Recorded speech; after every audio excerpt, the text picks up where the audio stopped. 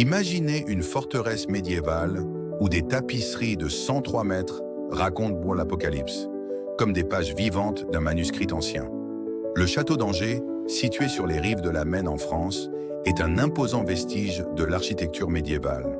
Construit au XIIIe siècle sous l'égide de Blanche de Castille pour protéger la ville d'Angers des menaces extérieures.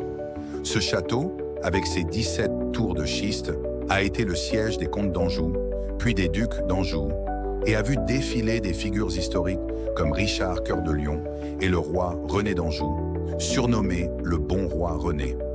L'un des joyaux du château est la tenture de l'Apocalypse, une série de tapisseries médiévales commandées par Louis Ier d'Anjou à la fin du XIVe siècle.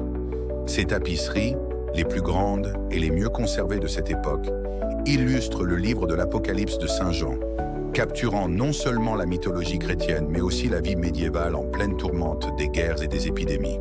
Le château d'Angers est enveloppé de mystères. On y a découvert un cairn du néolithique, indiquant une occupation bien antérieure au Moyen-Âge, et ses souterrains, autrefois utilisés comme prison, recèlent encore des histoires de captivité et de fuites épiques. On raconte également que le château aurait servi de refuge à Charles VII pendant la guerre de Cent Ans.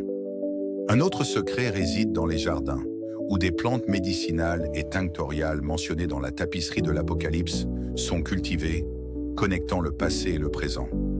Le château d'Angers n'est pas seulement une forteresse, c'est un livre ouvert sur des siècles d'histoire, de culture et de mystères inexplorés.